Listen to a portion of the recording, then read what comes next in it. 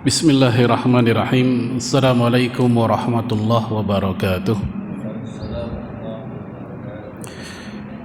Alhamdulillah. Assalatu wassalamu ala rasulillah wa ala alihi wa sahbihi wa man walah. Wala hawla wala quwata illa billah. Amma ba'd. Ma'asyiral muslimin wal muslimat, ikhwanu fid din wal akhwatil kiram, a'azzanallahu wa iyyakum.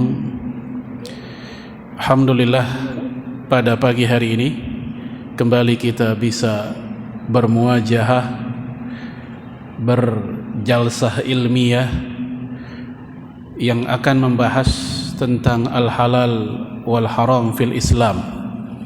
Halal haram dalam Islam, walaupun ini disebut ya halal haram makanan dan minuman, namun secara konsep ini bisa diterapkan bukan hanya pada makanan dan minuman.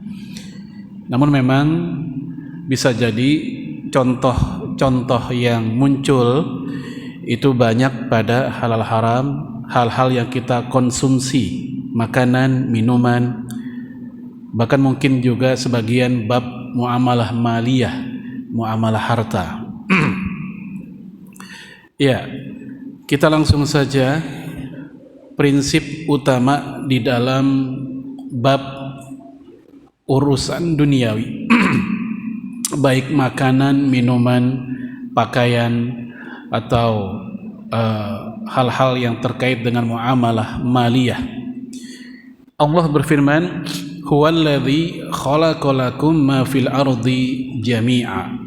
Ya, ini ayat sering diangkat di dalam kitab-kitab usul fikih, yaitu dialah Allah yang menciptakan apa-apa yang ada di muka bumi ini buat kalian semuanya.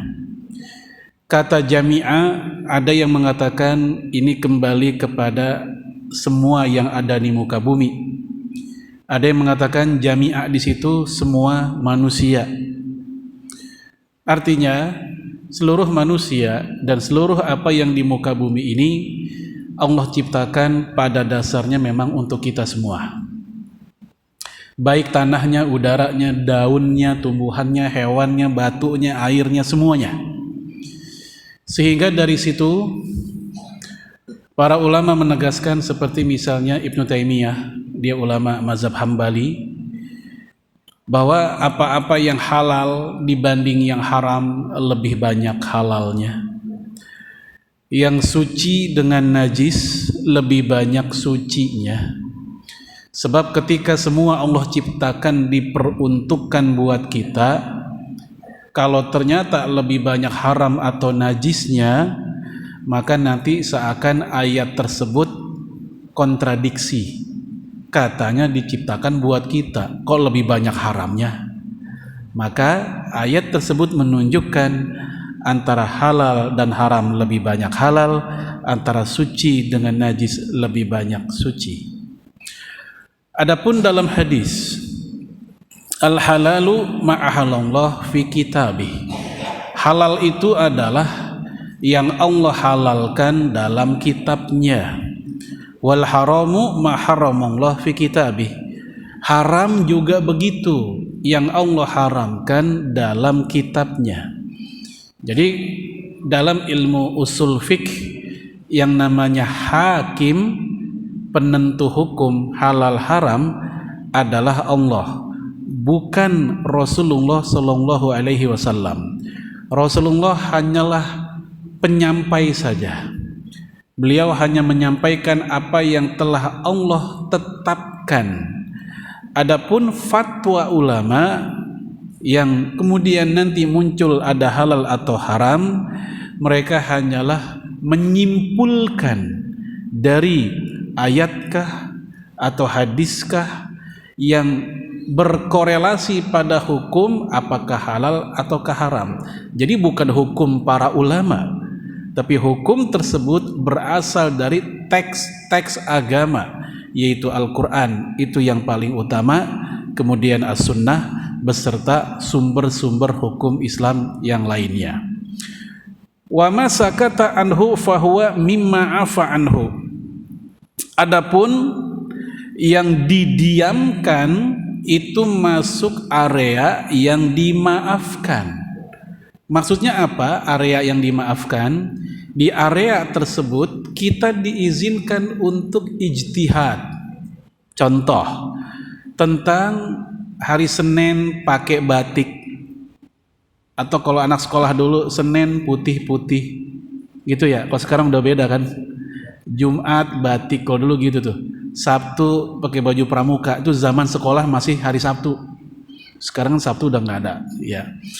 Ini hal yang sifatnya nggak dibahas dalam ayat, nggak dibahas dalam sunnah, maka itu area yang wa masa kata anhu, silahkan dia berijtihad sesuai dengan kondisi tempat zaman.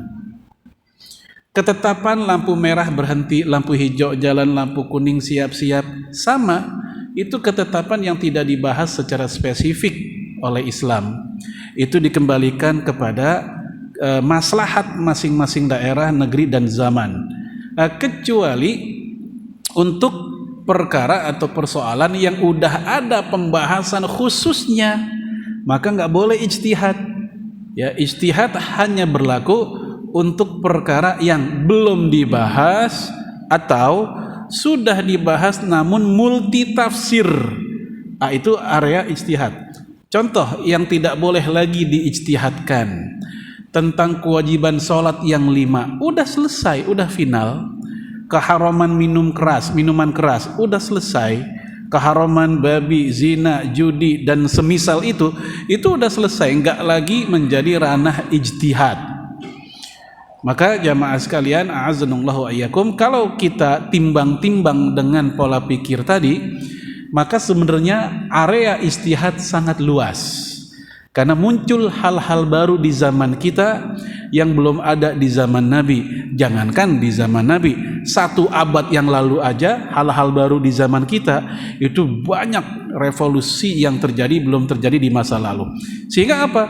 Memunculkan ijtihad baru. Waktu di masa pandemi kemarin, orang mau ngawinin kagak jadi gara-gara lockdown. Sementara mertua atau calon mertua udah bikin undangan, ini gimana ya? Akhirnya muncul ide nikah secara online. Betul nggak? Nah, dalam hal itu muncullah yang namanya ijtihad baru. Boleh nggak sih nikah online? Entah kalau nikah online anaknya di-download. Ya. Sehingga berpikir kalau gitu nanti orang tuanya gimana, kan orang tua wali dan seterusnya. Nah, muncullah pro kontra. Tentu kita enggak secara spesifik bahas itu ya, itu saya ngambil contoh aja. Itu ijtihad baru nanti. Apakah nantinya kemudian ada yang memfatwakan tidak sah atau yang kemudian mengatakan sah? Walaupun untuk kasus itu saya sudah buka di beberapa situs fatwa abad ini atau tahun-tahun ini tentang nikah online. Mereka istilahnya merinci. Kalau nikah yang dimaksud adalah by phone saja, itu yang tidak boleh. Kenapa? Karena khawatir ada penipuan. Suara bisa disamarkan. Tapi kalau nikah online termasuk dengan streaming, orangnya kelihatan, calonnya ada, walinya ada, ya. Walaupun tidak satu majelis, tapi hakikatnya satu pertemuan, ya sama kayak orang belajar PJJ. Walaupun di tempat yang berbeda, namun hakikatnya secara absensi mereka tetap hadir kan. Maka dengan logika seperti itu, sebagian ulama mengatakan sahnya nikah secara online dengan syarat semua kelengkapan rukunnya nikah itu hadir, walaupun tidak dalam satu majelis, namun hakikatnya mereka dalam satu pertemuan. Ini ijtihad baru. Baik, ya, kenapa Allah tidak bahas? Itu bagiannya Allah maafkan. Bukan karena Allah lupa. Hal itu nggak dibahas bukan karena Allah lupa, karena Allah tidak bersifat lupa. Tapi itu merupakan rahmat, kasih sayang Allah kepada makhluk. Karena makhluk udah diciptakan otak, diciptakan akal dan dibekali oleh wahyu. Nah, dari situlah mereka kemudian bisa berijtihad. Ya, baik. Bapak Ibu sekalian, a'azzanallahu yakum, kita lanjut. Nah, dari sini muncullah kaidah. Ini saya kutip dari beberapa kitab, cukup banyak, 3 aja yang kita angkat. Dan ini semuanya memiliki substansi yang mirip. Baik, kita lihat di situ, fama lam yubayyin tahrimuhu falaysa bimuharram wa ma laysa bimuharram fahuwa halal. Maka apa-apa yang belum dijelaskan halal haramnya di Al-Qur'an, maka dia bukan haram. Hukum dasar begitu. Yang enggak dibahas secara lugas, tegas bahwa itu haram, maka hakikatnya itu bukan haram, karena memang enggak disebut haram. Wa ma laysa bimuharram fahuwa halal, dan apapun yang bukan haram maka itu halal. Ini yang pertama. Yang kedua, al aslu fil asya'il ibahah. Hukum asal dari al asya itu segala hal. Tadi tuh mau makanan, minuman, pakaian, air, dedaunan, hewan. Hukum asalnya adalah ibahah, mubah. Hatta yadullad dalil, sampai ada dalil yang menunjukkan ala adamil ibahah, yang menunjukkan hilangnya, terhapusnya kebolehan tersebut.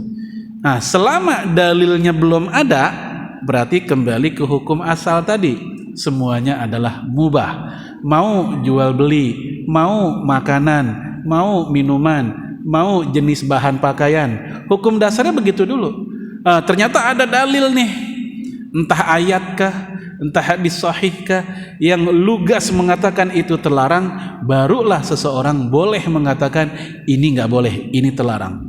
Ketiadaan dalil sudah cukup menunjukkan bahwa itu adalah boleh.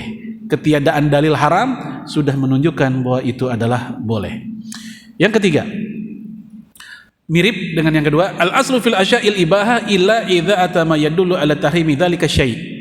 Hukum asal dari segala sesuatu adalah mubah kecuali jika ada dalil yang menunjukkan haram. Nah, sama. Jadi hampir di semua kitab-kitab usul fiqh atau al-qawaid al-fiqhiyah, ini kaidah ini selalu muncul.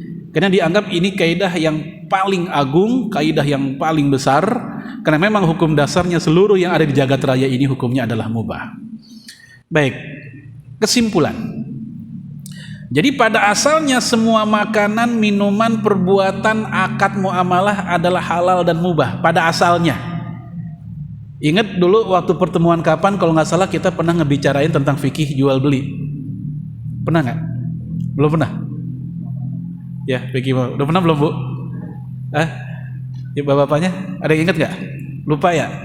Banyak pikiran kali kita ya, banyak lupa dah. Ya, jadi hukum asalnya segala sesuatu apapun ya, makanan, minuman, pakaian itu ya halal dan mubah, gitu aja.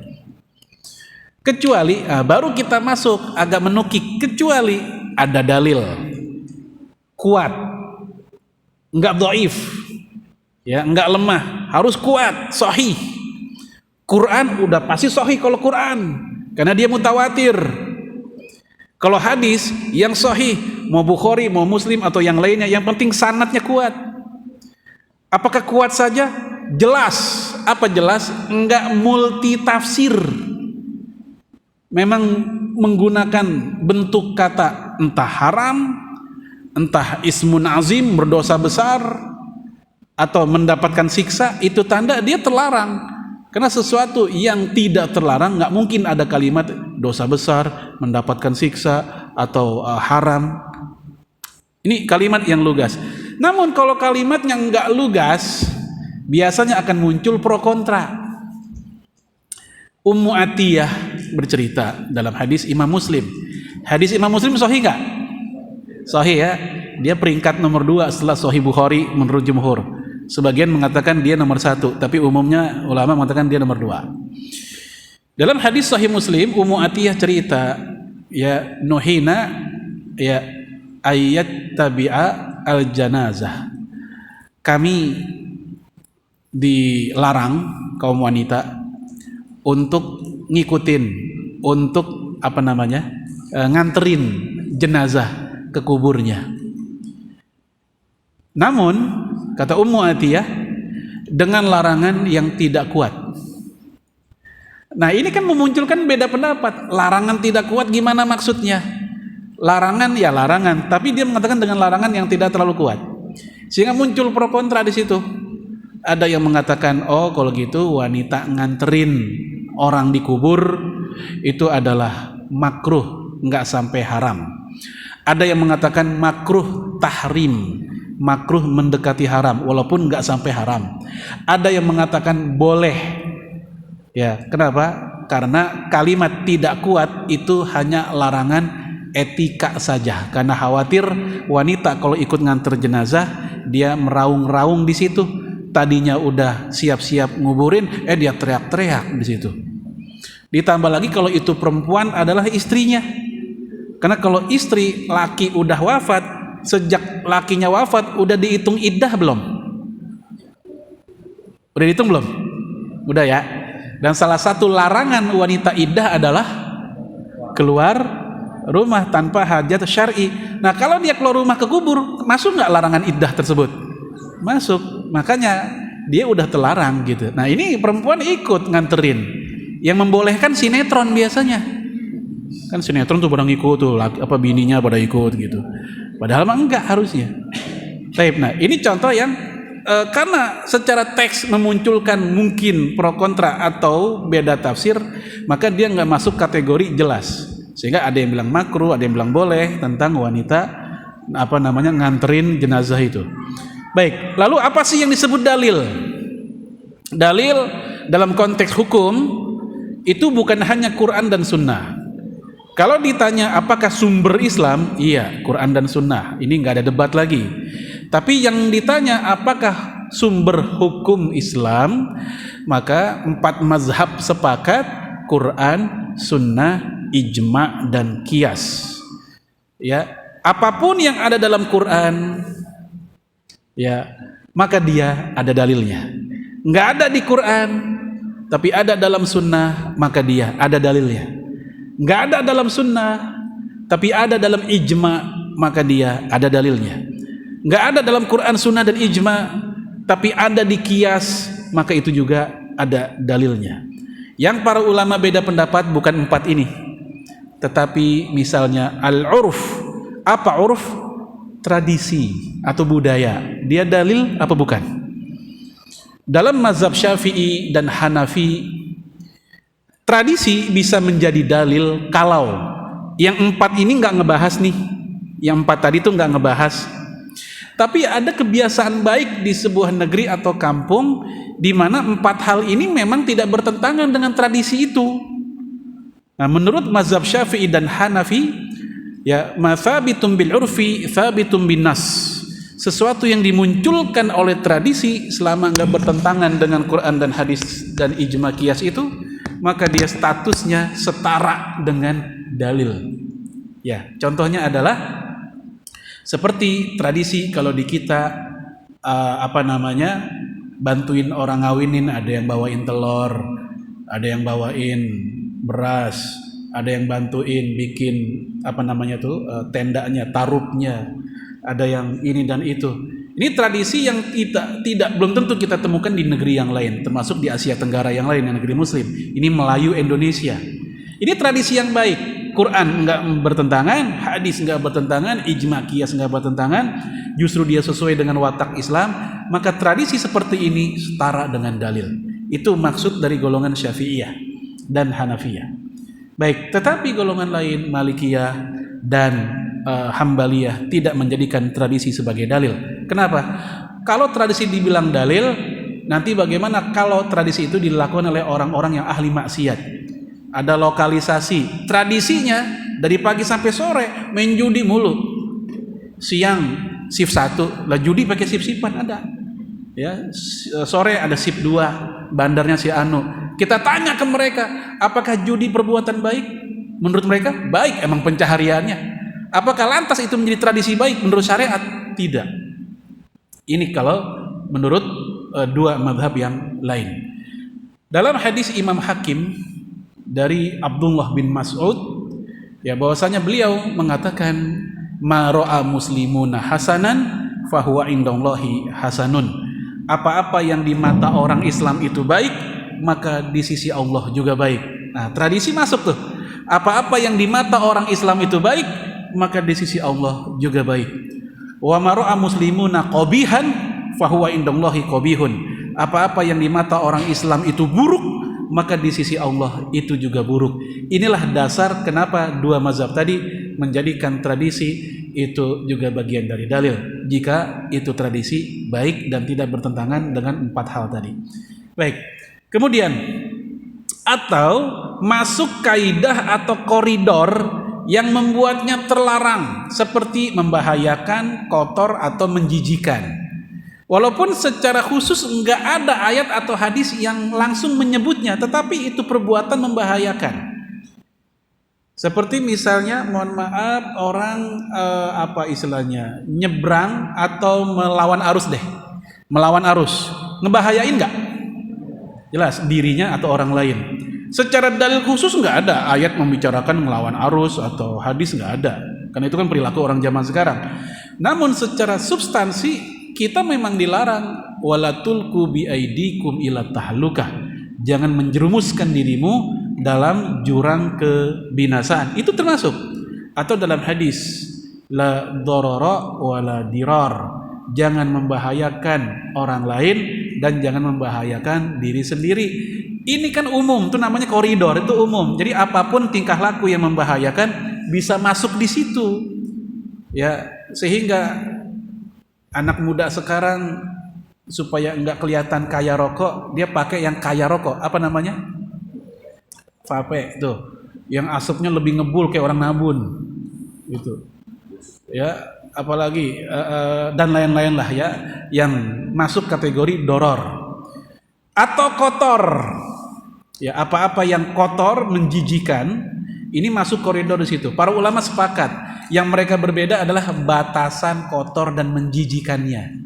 Mereka sepakat kotor menjijikan itu termasuk dilarang. Namun yang jadi masalah, kotor dan menjijikan batasannya apa? Sebagian mengatakan batasannya budaya Arab. Apa-apa yang menurut budaya orang Arab itu kotor dan menjijikan, maka itu haram. Namun pendapat ini ditangkis atau dikoreksi oleh umumnya ulama. Sebab yang kayak begitu sangat relatif. Menjijikan bagi orang Arab. Lalu bagaimana kalau ada hal-hal baru di negara selain Arab yang juga menjijikan, di mana di sana nggak ada, di Arab nggak ada. Ya, tentu nanti kalau standarnya apa yang menjijikan menurut mereka, ini menjadi halal lah apa-apa yang menjijikan di negeri kita, karena mereka nggak pernah tahu hal menjijikan di negeri kita. Ya, ada juga yang mengatakan yang haram udah pasti menjijikan. Nggak mungkin Allah mengharamkan yang tidak menjijikan. Nah, dari sinilah kemudian muncul beda pandangan tentang halal haram makan cacing. Cacing menjijikan kata kita. Kata peternak cacing, obyekan, bukan menjijikan. Ya, cacing kan obyekan bagi mereka. Dari situlah mereka mendapatkan penghasilan. Kecoa menjijikan enggak? Menjijikan ya. Dalam fikih mazhabnya Imam Malik, kecoa halal. Di sini udah ada, saya tunjukkan kitabnya di slide keberapa. Fa'run, apa fa'run? Tikus. Jumhur mengatakan haram, enggak ijma. Dalam fikih mazhabnya Imam Malik, fa'run, tikus halal. Ini hanya informasi, jangan dipraktekin. Khawatir, mohon maaf, nanti ada tukang bakso kehabisan daging, dia mikir kemarin di kajian ada tuh, katanya tikus halal. Kata bininya, ya udah bang, daging lagi mahal, yuk malam-malam kita uber tikus. Toh ada dalilnya, Imam Malik bilang boleh. Nah ini bahaya. Ya, jadi itu informasi, bukan mesti kita praktekkan. Itu khazanah fikih. Oh ternyata ada ya ulama kita yang mengatakan tikus itu halal. Ya karena bagi mereka menjijikannya kata siapa dulu, gitu. Baik, nanti kita lihat beberapa kitab yang menjelaskan hal tersebut. Nah sekarang kita masuk beberapa contoh makanan yang lugas diharamkan dalam Al-Quran. Ya, kata Allah dalam Al-Quran tegas itu haram, yaitu menggunakan kata hurrimat. Lihat di situ, hurrimat, diharamkan. Siapa yang mengharamkan? Yaitu Allah, bukan Rasul, bukan sahabat, tapi Allah yang mengharamkan. Alaikum, di atasmu, di atas kita umat Islam semuanya. Apa aja? Al-maitah, yaitu bangkai, semua bangkai kecuali ikan dan belalang. Kemudian wadam, darah, sedikit kek, banyak kek, dibekuin kek, enggak dibekuin kek, sama. Sedikit, kesandung, tangan kita keiris dikit keluar darah, refleks sebagian orang langsung diisap, gurih lagi katanya. Nah ini nggak boleh. Kalau berdarah langsung ya cari apa, cuci pakai air apa namanya, kapas atau tisu. Jadi bukannya diisap. Kalaupun diisap dia baru ingat langsung buang, karena dia masuk ke umuman ayat ini. Dia masuk kategori darah yang ngucur keluar begitu. Kecuali yang sulit dihindari dan dia nggak bisa menghindari. Ketika kumur gigi dicabut, ada darahnya nggak? Ada. Udah kumur, udah. Tapi ada aja barang setitik yang ketelen. Ini di luar kemampuan dia. Ini maafu anhu, ini dimaafkan. Tapi kalau tadi kan modelnya disengaja. Udah sekali, dipikirin lagi. Lumayan nih, lagi nggak ada lauk katanya. Ya. Nah yang kayak begini jamaah sekalian masuk kategori ini. Walaupun itu dibekukan, sama. Walahmul khinzir, daging babi. Ya, walaupun disebut lahm, daging, bukan berarti yang haram hanya daging. Karena ada orang yang sangat kaku dalam memahami ayat ini. Oh kalau gitu ini yang haram dagingnya doang nih. Karena ayatnya berbunyi lahmul khinzir, daging babi. Berarti lemaknya enggak. Berarti apalagi? Kulitnya, kikilnya enggak. Wah ini bahaya. Imam Syafi'i udah jauh-jauh hari membantah mereka ya dengan mengutip ayat atau membandingkan dengan ayat yang lain, wa yabqa wajhu rabbika dzul jalali wal ikram. Yang kekal abadi adalah wajah Allah yang mulia. Ya, dia mengatakan maksud dari kekal abadi adalah Allah. Walaupun disebut wajahnya yang mulia, maksudnya adalah Allah. Nah, sama walaupun disebut daging babi, maksudnya adalah ya babi. Begitu. Baik jemaah sekalian, wa ma uhilla li ghairillahi bihi. Dan juga hewan yang disembelih atas nama selain Allah, disembelih atas nama dewa, disembelih atas nama selain Allah lah pokoknya ya, maka ini semua diharamkan. Kemudian wal munkhaniqah, yang tercekik, kambing buat kurban, talinya kebangetan pendek, mau makan ke bawah kagak nyampe, makan ke atas kagak nyampe, ya kecekek itu kambing lama, atau kelilit terus, dia mati gara-gara itu. Atau al-mauquzah wal mauquzah, itu hewan yang terpukul, ketabrak. Oh saya nabraknya bismillah dulu, sama, sempet banget nabrak bismillah dulu, ya apalagi ketiban. Wal mutaraddiyah, yang terjatuh, wan natihah, yang tertanduk atau ditanduk, diadu itu, baik ayam diadu atau kambing diadu lalu mati. Nah, wama akalas sabu, atau hewan yang diterjang oleh hewan buas, diterkam oleh hewan buas. Nah, kalau jenis ini semuanya mati, maka ini semua dilarang untuk dimakan karena dia bangkai. Illa, kecuali madzakaitum, yang sempet kamu sembelih. Kecekik, udah sekarat, buru-buru kita sembelih. Jatuh, sekarat, buru-buru kita sembelih supaya dia jadi halal. Tapi kan itu bukan punya kita. Itu dia salahnya, bingung juga. Khawatir punya orang kita potong kan gitu.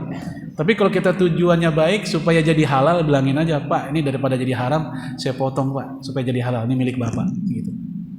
Baik.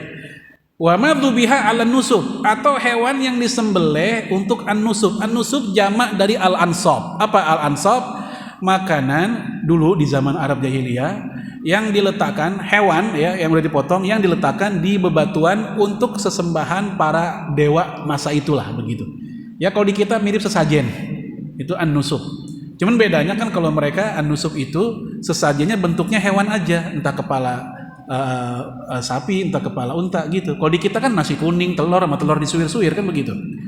Nah ini sesajennya orang Indonesia atau lain begitu. Kemudian wa antas taqsimu bil azlam, dan haram pula ya mengundi nasib azlam. Ini pernah saya sampaikan di sini.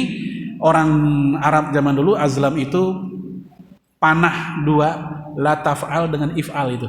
Ya dia mau berangkat kemana-mana, dia mau ngawinin anak, jadi atau enggak, keputusannya bukan pertimbangan rasional, tapi lewat azlam. Dengan ngambil itu panah dengan tanpa melihat apa yang keambil, itulah keputusannya. Kalau yang keambil adalah la taf'al, jangan lakukan, maka nggak jadi. Kalau yang keambil adalah if'al, lakukan, maka jadi. Ini azlam. Dan ini semua jamaah sekalian, dzalikum fisq, semuanya fasik. Nah, jadi kalau di total dalam satu ayat Allah sudah menyebutkan beberapa hal yang diharamkan. Semua bangkai kecuali ikan tadi dan belalang, semua darah hewan, darah manusia, ya, babi dan semua bagiannya, hewan yang disembelih atas nama selain Allah, hewan yang matinya tercekik, terjatuh, tertabrak dan lain-lain tadi, atau hewan yang terkam oleh hewan buas yang tanpa menyebut nama Allah ketika dia, nih kan ada pemburu ya, pemburu menggunakan anjing berburu, itu dibolehkan pas melepas kita membaca bismillah. Kemudian sembelihan untuk berhala, sesajen, tumbal dan semisalnya. Kemudian hasil dari mengundi nasib. Apa contohnya?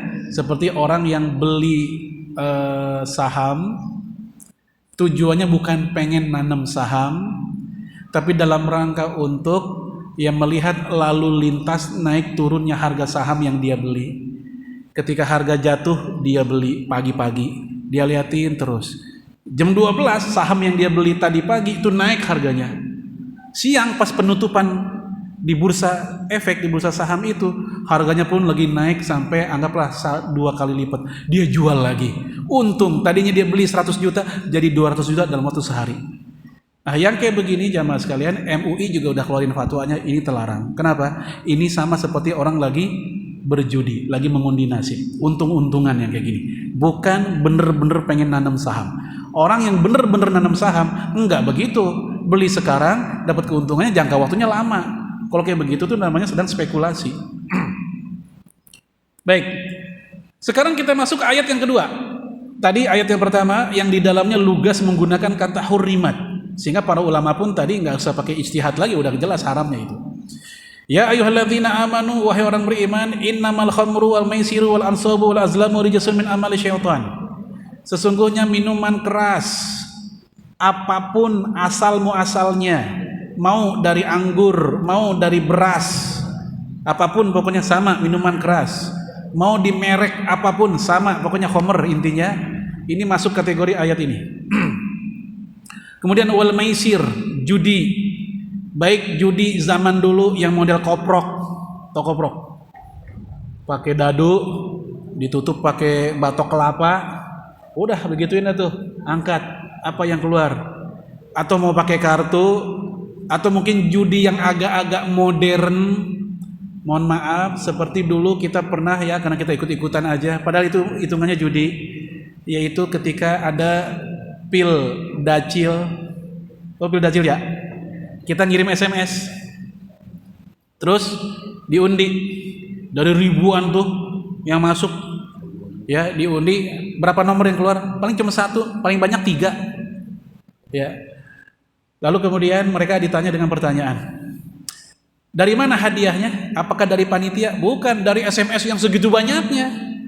Itu sama dengan orang judi masang duit ya, mau main kiu-kiu, main apa begitu, ada barangnya, ada duitnya ya. Dari 10 orang yang masang, yang taruhan, yang menang cuma 1. Dari mana dia uang kemenangannya? Dari bandarnya? Bukan, dari yang kalah, dari yang nggak dapat. Dari ribuan yang ngirim SMS, yang dapat cuma 1 sampai 3 orang doang.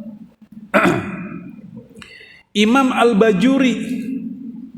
Al-Bujairimi, ini ulama mazhab Syafi'i ya, ketika ditanya tentang apa hukumnya perlombaan pakai uang pendaftaran. Perlombaan pakai uang pendaftaran ini banyak sekarang. Mereka mengatakan itu judi, itu qimar. Ya. Nah, bagaimana supaya enggak judi? Karena negara kita udah kebiasaan. Maka ada solusi. Solusinya adalah tambah pakai uang pihak ketiga. Entah sponsor, entah uang kas RT. Ya, kalau sumbangan dari sebagian orang, maka sebagian lain yang menambahkan. Ya, dari peserta itu dijadiin buat biaya operasional saja. Adapun hadiahnya dari yang sumbangan tadi. Kata Imam Al-Bujairimi yang kayak gitu boleh. Karena enggak lagi adu uang mereka, tapi ini udah ada uang lain, uang pihak ketiga. Dari mana dalilnya? Rasulullah SAW ketika para sahabat adu kuat angkat batu, adu jago panahan, Rasul sebagai pihak ketiga yang memberikan hadiah kepada mereka. Begitu. Dari situ mereka membolehkan. Ini pendapat jumhur, ya.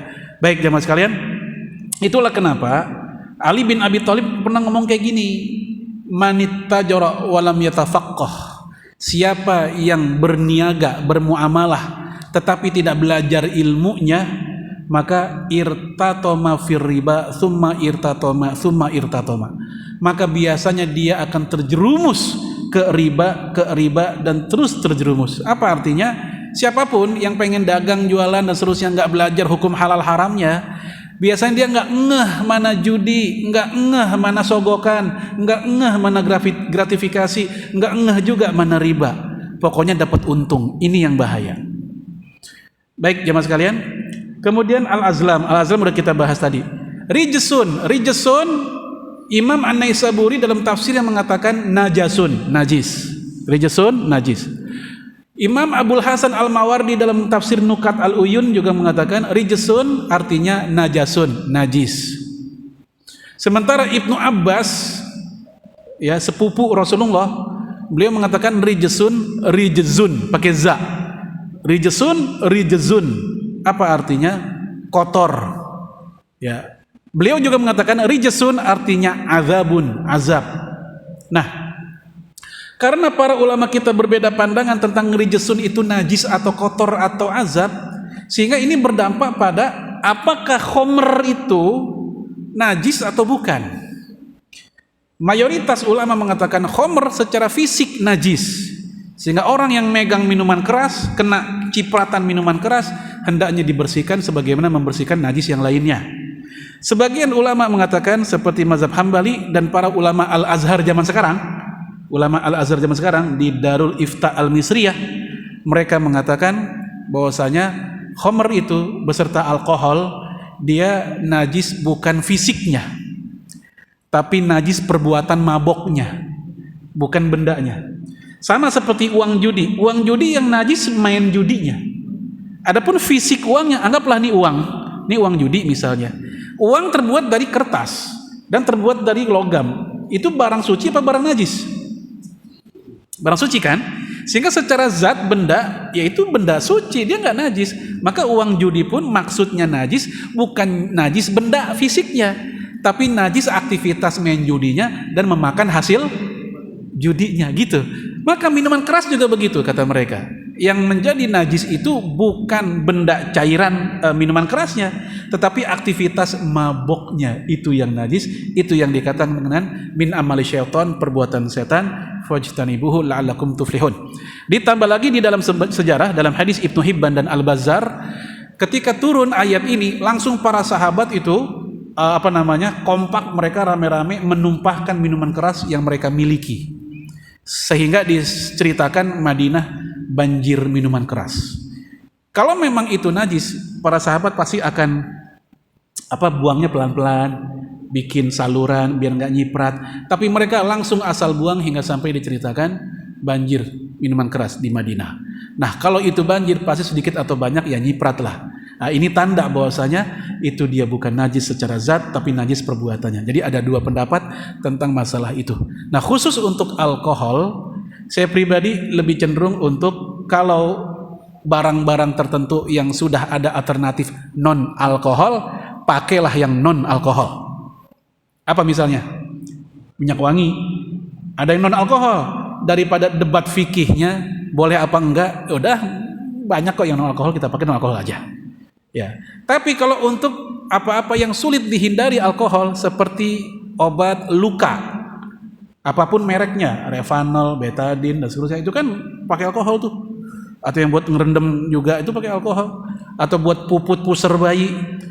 Ini susah nyari alternatifnya. Maka yang kayak begini silakan menggunakan alkohol, dan ini bagian dari yang dimaafkan karena memang pilihan alternatifnya sulit. Baik jamaah sekalian, kita masuk di ayat yang ketiga. Wa yuharrimu alaihimul khaba'is. Ini yang sempat kita bahas tadi. Ya, Rasulullah SAW diutus untuk mengharamkan kepada mereka, ya, atas izin Allah kepada Rasul, mengharamkan kepada mereka hal-hal yang khaba'is, yang buruk, yang kotor, yang menjijikan. Nah, di sini kita lihat dalam mazhab Syafi'i yang dikutip oleh Imam Al-Qurtubi, wa yaral khaba'is lafzan amman fil muharramat bisyar'i fi wa fil mutaqaddarat. Yang disebut dengan khaba'ith secara lafaz berlaku untuk hal-hal haram secara umum, ya, yang kotor-kotor. Maka fayuharrimul aqarib wal khanafis wal wazaq wa ma jara hadzal majra, maka diharamkan kalajengking, kumbang, cicak dan semisalnya. Kecoa masuk nggak kalau gitu? Masuk. Ini kalau dalam mazhab Syafi'i, ya, dia masuk. Apapun yang serangga itu, kecoa, jangkrik, gaang. Zaman dulu gaang tuh ada, sekarang udah jarang gaang. Nah itu semuanya diharamkan karena dia masuk kategori khaba'ith. Sekarang kita ambil beberapa contoh dalam sunnah. Ya, kita lihat hadis yang bawah dulu. Ini lebih umum. Innallaha azza wa jalla idza harrama ala qaumin akala syai' harrama alaihim thamanahu. Allah Subhanahu wa taala kalau mengharamkan sesuatu, maka Allah haramkan juga jual beli sesuatu tersebut. Mengharamkan minuman keras, ya berarti jual beli minuman keras juga haram. Mengharamkan apa misalnya makan babi, maka jual beli babi juga diharamkan. Mengharamkan makan apa lagi? Yang lain lah yang haram, ya maka dampaknya ke situ juga. Dan secara khusus lebih spesifik di hadis yang atas. Innallaha jalla tsana'uhu haramal khamra wa thamanaha. Allah mengharamkan minuman keras dan hasil penjualannya. Sehingga yang bikin, yang bungkusin, yang nganterin, yang jualin, yang menceplok stempel izinnya, semuanya masuk berkolaborasi dalam maksiat minuman keras ini. Ya, karena ini masuk ayat la ta'awanu 'alal itsmi wal udwan. Jangan saling bantu memfasilitasi dalam dosa dan kejahatan. Mohon maaf buat Bapak Ibu yang barangkali ada pekerjaannya sebagai gojek atau opang, ojek pangkalan. Kalau kita tahu ada penumpang di mana penumpang ini apa misalnya pekerjaannya mohon maaf ingin mengantarkan sesuatu yang Allah haramkan, kita tahu ya, dalam keadaan tahu gitu, kita nggak boleh karena kita sama juga memudahkan dia melakukan keharaman. Ya, kalau nggak tahu gimana? Nggak tahu nggak apa-apa. Ya, nggak tahu nggak apa-apa. Ya, kita hanya nanya mau kemana bang? Mau ke ya udah janterin. Ternyata di situ dia sedang transaksi minuman keras atau obat-obatan. Kalau tahu jangan, karena kita ikut masuk ya berkolaborasi dalam kejahatan mereka. Kemudian wa harramal maitah wa thamanaha. Haramnya mengkonsumsi bangkai dan juga jual belinya. Nah, sekarang di beberapa rumah sakit ada oknum lah ya, itu jual beli organ tubuh mahal-mahal ya, hati miliaran, jantung miliaran ya, dan ini terlarang. Ya, Syekh Wahbah Zuhaili mengatakan tidak ada khilafiyah para ulama haramnya jual beli organ tubuh. Yang dibolehkan adalah bersedekah. Ya, seorang menyedekahkan ginjalnya untuk orang yang memerlukannya. Dia udah pesan atau wasiat kepada anggota keluarganya. Itu boleh, sedekah. Itu jadi amal soleh buat dia. Tapi kalau dijual, maka masuk kategori menghina tubuh yang Allah ciptakan buat dia, dijual. Sehingga tubuh manusia menjadi barang komoditi sebagaimana barang-barang biasa yang lainnya. Itu yang terlarang. Ya, kemudian apalagi? Wa haramal khinzir wa thamanahu, dan mengharamkan babi dan jual belinya. Nah, bagaimana dengan pupuk kandang yang ternyata menggunakan kotoran hewan? Ada pupuk kandang terbuat dari kotoran sapi, kambing, atau bahkan ayam. Ada juga kotoran yang haram-haram ini, dari hewan yang haram. Para ulama kita seperti Syekh Abdurrahman Al-Jibrin mengatakan, kalau itu pupuk berasal dari kotoran hewan yang mana hewan tersebut bisa dimakan, hewan bisa dimakan, tahu ya, ya ayam, kambing dan sebagainya itu. Karena menurut jumhur dari 4 mazhab, 3 mazhab mengatakan itu kotorannya suci. Untuk hewan yang bisa dimakan, jumhur mengatakan kotorannya suci, maka itu termasuk yang dibolehkan. Dia nggak termasuk yang dilarang. Namun kalau hewan tersebut hewan yang nggak bisa dimakan, yang haram, maka kotorannya adalah najis, maka dia terlarang dalam maksud yang tadi. Gitu. Kecuali dalam mazhab Syafi'i. Dalam mazhab Syafi'i, hewan yang bisa dimakan pun kotorannya juga najis. Ya, kita udah pernah bahas dalam mazhab Syafi'i memang mereka sangat ketat dalam masalah urusan thaharah itu, mereka sangat ketat. Saking ketatnya sampai-sampai Imam Al-Ghazali yang mazhabnya Syafi'i pun dia pernah bilang untuk masalah nyentuh istri habis wudu dia lebih ikut pendapat selain Syafi'i walaupun dia mazhab Syafi'i sebenarnya. Ya karena kata beliau bisa jadi suami istri berantem gara-gara masalah itu tuh. Ya istrinya lagi nyiapin kopi nyenggol suaminya, "Bang, kopi dulu." "Lu jangan nyenggol ngapa? Gua udah wudu." Gara-gara gitu doang bisa ribut. Ya, air lagi dikit lagi kering. Ya. Nah, kata Imam Al-Ghazali, bisa jadi kayak gitu bisa jadi ribut tuh gara-gara masalah itu. Makanya beliau lebih ikut pendapat ya Malikiyah atau Hambaliyah dalam konteks itu. Baik. Kemudian dalam hadis yang lain, hadis yang ketiga. Ini buat para pencinta kucing nih. Sa'altu Jabiran an thamanil kalbi wasinaur. Aku bertanya kepada Jabir tentang hasil jual beli anjing dan kucing.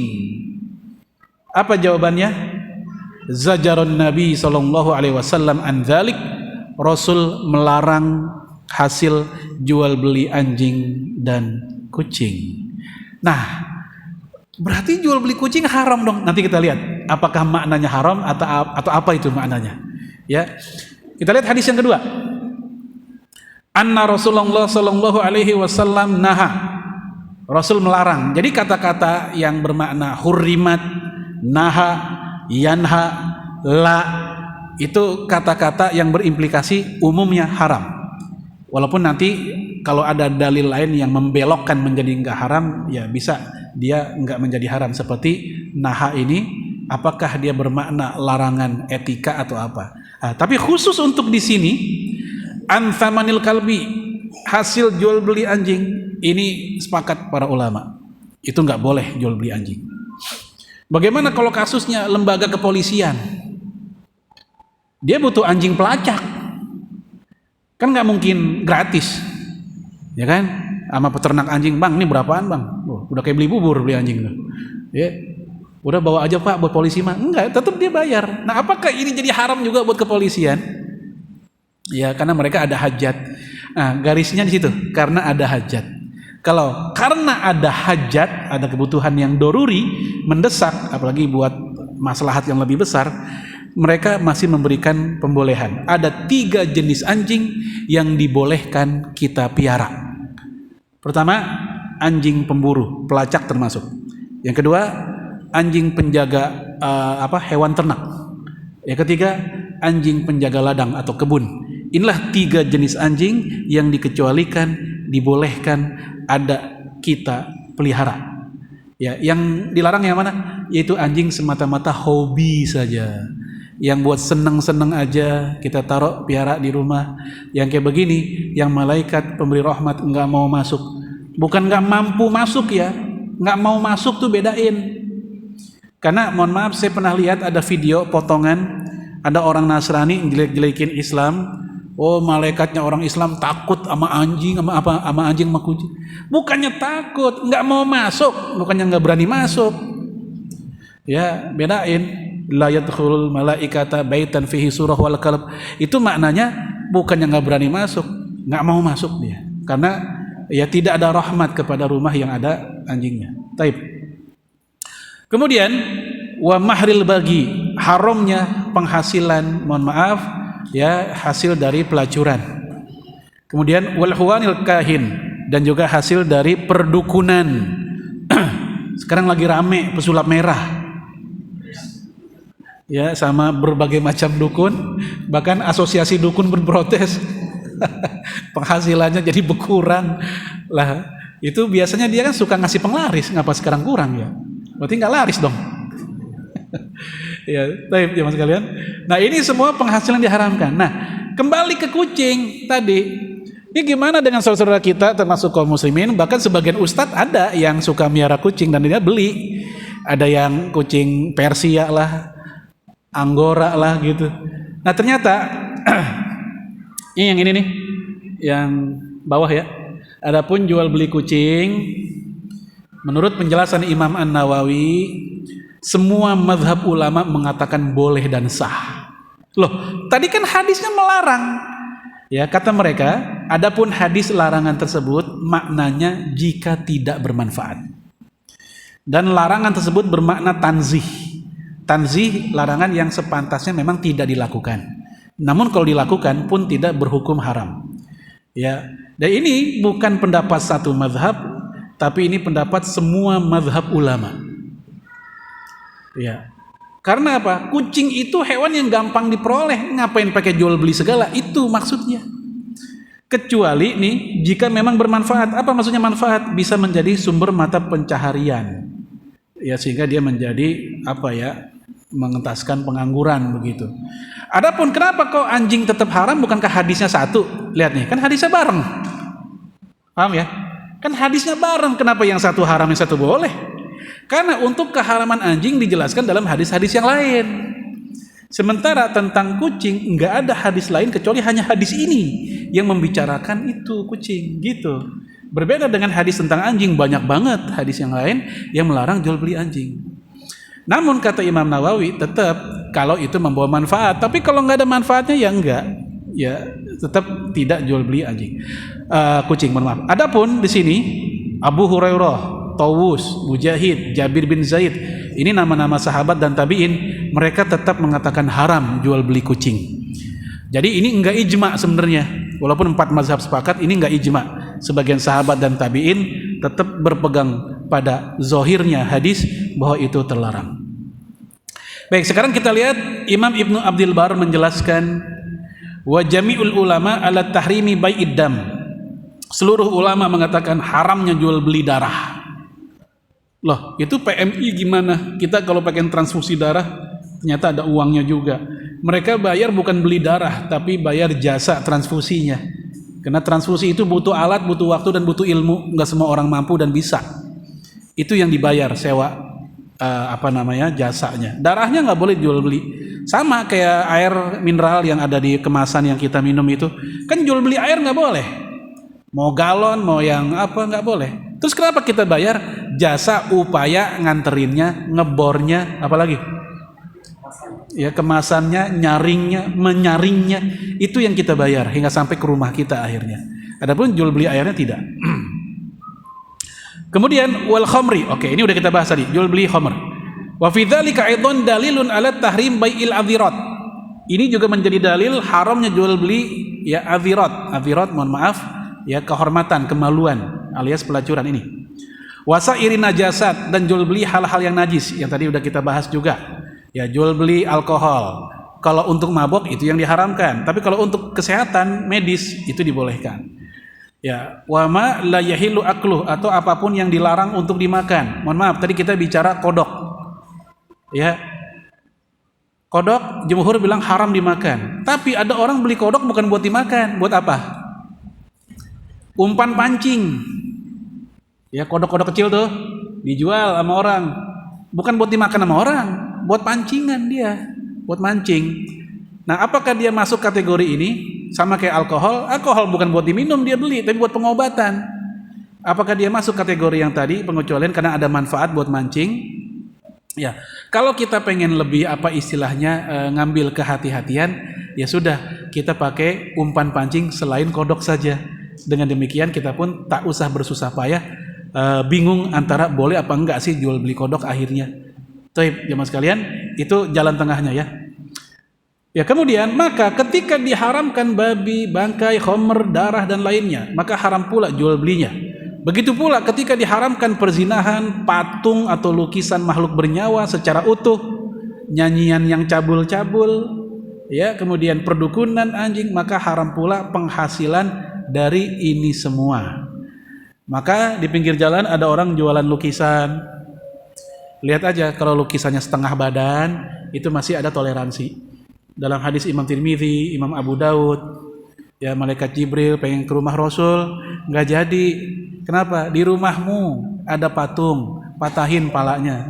Malaikat Jibril bilang begitu. Di rumahmu ada lukisan, ya, copotin. Di rumahmu ada anjing, keluarin. Nyata itu anjing yang dimiliki oleh cucunya Hasan Hussein. Maka ketika itu semua udah diberesin, barulah dikasih tahu malaikat nggak akan masuk ke rumah yang ada hal-hal tadi. Dari situ kata para fuqaha seperti Imam Ibnu Hajar bahwa patung atau lukisan yang terlarang itu kalau utuh. dari pala sampai kaki full. Namun ketika dia udah dipotong, salah satu bagiannya, kepala dipotong atau badan yang dipotong, sehingga hal itu udah masuk kategori yang dibolehkan berdasarkan hadis tadi. Sehingga pakai emoticon boleh nggak? Kalau kita lagi WA, kan kadang buat menambah ekspresi bicara pakai emoticon tuh, supaya orang tahu kita lagi kesel, marah atau ketawa atau senyum. Ya, kita copy paste senyum. Senyum kan kepala doang, nggak ada badan. Masuk nggak kategori yang tadi? Masuk ya? Ya, karena dia nggak utuh. Ya, ini penting saya tegaskan karena saya dapat WA haramnya emoticon. Ya, dengan alasan itu makhluk hidup. Emoticon nggak apa-apa. Kenapa? Karena dia setengah badan. Kadang jempol doang, ya kan? Jempol doang. Kadang apalagi kepala doang. Ya. Dan lain-lain lah. Kadang ada yang begini doang kan, ada juga yang begini. Intinya ini sangat nggak lengkap dan nggak ada makhluk hidup, hanya tangan doang, kecuali film kartun. Ya, tapi jamaah sekalian, ini tentang patung dan lukisan tadi. Kita masuk hadis yang lain. Nah, ini la dharar wa la dirar yang udah kita bahas tadi. Jangan mencelakakan diri sendiri dan orang lain. Imam Ibnu Arabi mengatakan, qala ulama'una qad yadkhulu fi hadzal hadis wujuhun minad dharar. Para ulama kita mengatakan larangan yang ada dalam hadis ini adalah segala macam bentuk bahaya atau kerusakan masuk di situ. Kerusakan harta, kerusakan nyawa, kerusakan akal, kerusakan keturunan, kerusakan keluarga, semua masuk dilarang. Ada 5, ya, ancaman terhadap agama, ancaman terhadap nyawa, ancaman terhadap akal, ancaman terhadap keluarga, ancaman terhadap harta, semuanya masuk doror. Semua perilaku yang mengarah ke ancaman itu dia terlarang. Itulah kenapa para ulama umumnya hari ini mengharamkan rokok. Ada sebagian yang masih memakruhkan, tapi umumnya hari ini mengharamkan rokok karena masuk kategori hal ini. Karena orang merokok ada 3 doror, 3 bahaya. Pertama, doror mali, bahaya harta, yaitu pemborosan. Yang kedua, doror jasadi, bahaya fisik, yaitu penyakit. Di bungkusannya juga udah dikasih tahu penyakitnya. Ya, terus yang ketiga, doror nafsi, doror jiwa. Apa itu? Kecanduan. Pengen lagi. Dia bisa nahan diri dari lapar, tapi nggak bisa nahan diri dari ngerokok. Mulut gua asem nih, belum ngerokok, kan gitu biasanya. Jarang yang mulut gua asem nih, belum wirid, itu yang kita mau. Kan keren gitu kan. Mulut gua asem belum zikir, itu enak gitu. Kalau ibu-ibu jangan mulut gua asem belum gosip, itu lebih parah lagi kayak gitu. Ya. Taib. Maka makanan, minuman, aktivitas apapun yang membawa celaka dan bahaya kepada diri sendiri dan orang lain itu terlarang. Narkotika, ganja, rokok, makanan dan minuman kadaluarsa, obat kadaluarsa juga termasuk. Ya, kemudian ya kadang larangan dan bahaya spesifik buat sebagian orang tapi enggak pada orang lain. Gula untuk orang kena diabetes, bukan karena gula itu haram, tapi khusus buat dia gula itu bahaya. Maka saat itu dia terlarang makan atau minum yang mengandung gula-gula, bukan karena itu haram, karena dia bisa celaka gara-gara itu. Atau makanan yang apa istilahnya itu? Kolesterol. Ya. Bukan karena dia haram. Jumhur mengatakan kolesterol boleh, kecuali Hanafi yang mengatakan makruh. Namun kalau seandainya buat sebagian orang kolesterol itu membahayakan, maka dia terlarang buat dia. Namun tidak buat yang lain. Mohon maaf, ini ternyata waktunya udah habis. Ini belum semuanya. Kita belum bahas tentang kaidah ini. Ya, hewan yang dilarang dibunuh maka dilarang dimakan. Hewan yang diperintah untuk dibunuh maka terlarang pula untuk dimakan. Mazhab Maliki membolehkan makan anjing, betul atau tidak? Ya. Kemudian Malikiyah yang paling longgar, ya tadi ya, makan buaya pun halal dalam mazhabnya Imam Malik. Jadi kalau ada bapak-bapak, laki-laki ya makan buaya, ntar orang bilang buaya makan buaya gitu ngerinya. Ya. Terus yang saya bilang tadi nih, tikus, ya, kecoa, tikus, kalajengking, ular, dalam mazhabnya Imam Malik, lihat saya garis bawahi halal. Itu. Ini informasi khazanah fikhiyahnya kayak gitu. Walaupun belum tentu kita praktekkan, ini sebagai informasi ilmunya. Baik, barangkali ada diskusi, mohon maaf belum semua, tapi mudah-mudahan ini sudah mewakili. Wallahualam bishawab. Assalamualaikum warahmatullahi wabarakatuh. Silakan jemaah.